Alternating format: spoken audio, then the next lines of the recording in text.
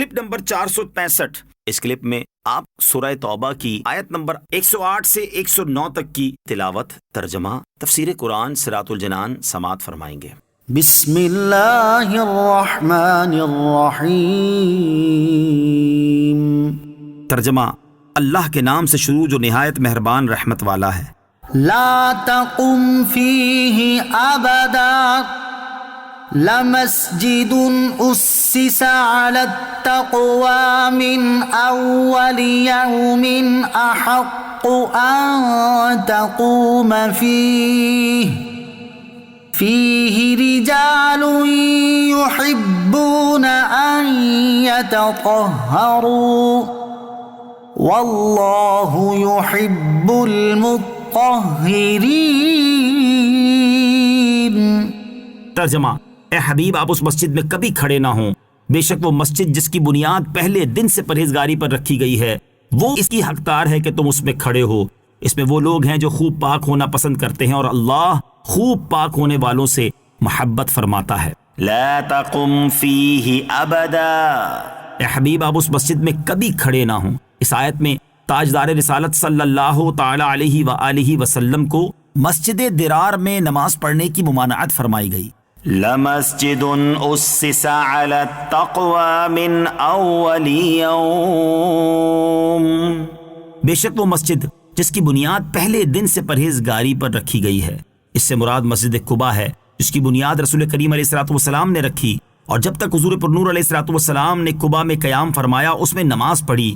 مفسرین کا ایک قول یہ بھی ہے کہ اس سے مسجد مدینہ مراد ہے۔ یاد رہے کہ دونوں مسجدوں کے بارے میں حدیثیں مذکور ہیں اور ان دونوں باتوں میں کوئی تعارض نہیں، کیونکہ آیت کا مسجد قباء کے حق میں نازل ہونا اس بات کو مستلزم نہیں ہے کہ مسجد مدینہ میں یہ اوصاف نہ ہو۔ احادیث میں مسجد نبوی اور مسجد قباء کے کثیر فضائل مذکور ہیں، ان میں سے چند فضائل سماعت کیجیے۔ مسجد نبوی کے 3 فضائل، یہاں آیت کی مناسبت سے مسجد نبوی کے 3 فضائل سماعت کیجیے۔ نمبر 1، بخاری شریف کی حدیث ہے، حضرت ابو ہریرہ رضی اللہ تعالیٰ عنہ سے روایت ہے، تاجدار رسالت صلی اللہ تعالی علیہ وآلہ وسلم نے ارشاد فرمایا، میرے گھر اور میرے ممبر کے درمیان کی جگہ جنت کے باغوں میں سے ایک باغ ہے اور میرا ممبر میرے حوض پر ہے۔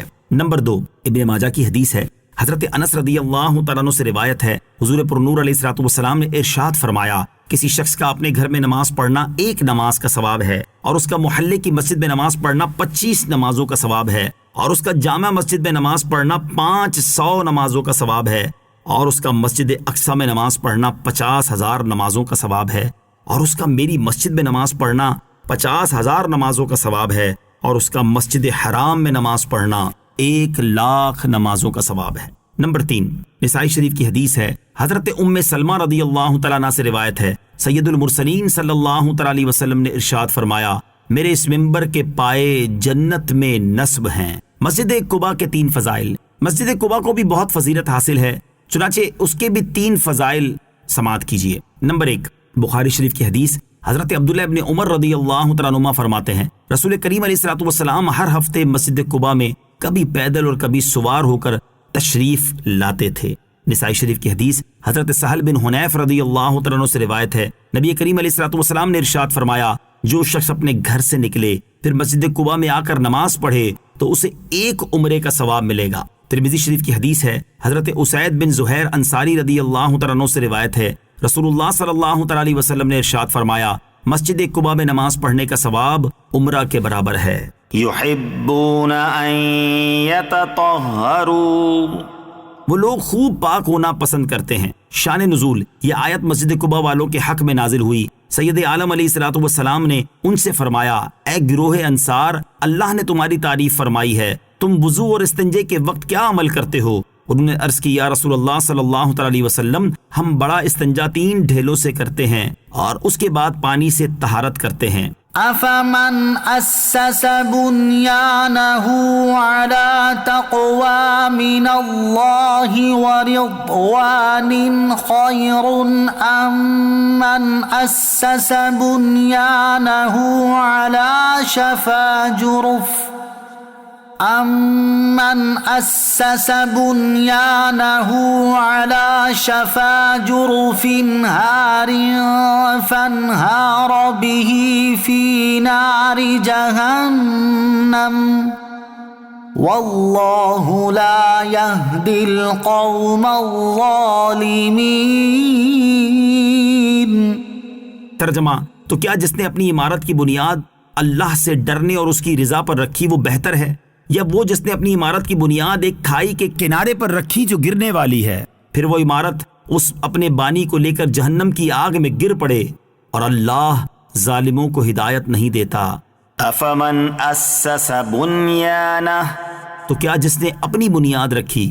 اس آیت کا خلاصہ کلام یہ ہے کہ جس شخص نے اپنے دین کی بنیاد تقوی اور رضا الہی کی مضبوط سطح پر رکھی وہ بہتر ہے، نہ کہ وہ جس نے اپنے دین کی بنیاد باطل و نفاق کے ٹوٹے ہوئے کناروں والے گھڑے پر رکھی۔ ہر چمکتی چیز سونا نہیں ہوتی۔ سبحان اللہ عز و جل، کیسی پیاری تشبیہ ہے۔ مقصد یہ ہے کہ مسجد درار اور منافقین کے سارے اعمال اس عمارت کی طرح ہیں جو دریا کے نیچے سے کاٹی یا گلی ہوئی زمین پر بنا دی جائے اور پھر وہ زمین مع اس عمارت کے دریا میں گر جائے۔ ایسے ہی منافقین کی مسجدیں ہیں کہ ان کی مسجد بھی دوزخ میں ہے اور وہ خود بھی۔ اس سے معلوم ہوا کہ ہر ایک کی میٹھی باتوں اور ظاہری نیکیوں کو دیکھ کر اس کے نیک ہونے کا یقین نہ کر لینا چاہیے۔ ہر چمکدار چیز سونا نہیں ہوتی۔ یہ آیت مبارکہ اس بات کی طرف بھی رہنمائی کرتی ہے کہ مسجدوں کی بنیاد تقوی اور رضا الہی پر ہونی چاہیے، لہٰذا صرف اپنی برادری کا علم بلند کرنے کے لیے یا اس طرح کی کوئی دوسری فخریہ چیز کے لیے مسجدیں نہیں ہونی چاہیے۔ ہاں، ان کی نیک نامی اور مسلمانوں کی ان کے لیے دعائیں مطلوب ہوں تو درست ہے۔ اس طرح مختلف ناموں پر مسجدوں کے نام رکھنے کا معاملہ ہے کہ اگر اس سے ریاکاری اور فخر و تکبر کا اظہار مقصود ہے تو حرام ہے، اور اگر یہ مقصود ہے کہ اس سے لوگوں کو مسجدیں بنانے کی ترغیب ملے یا جو اس کا نام پڑھے وہ اس کے لیے دعائے خیر کرے تو یہ جائز ہے۔ اعلیٰ حضرت امام احمد رضا خان رحمۃ اللہ تعالی سے نام لکھنے کے معاملے میں سوال ہوا تو آپ نے فرمایا، ریا کو حرام مگر بلا وجہ شرعی مسلمان پر قصد ریا کی بدگمانی بھی حرام، اور بنظر دعا ہے تو حرج نہیں۔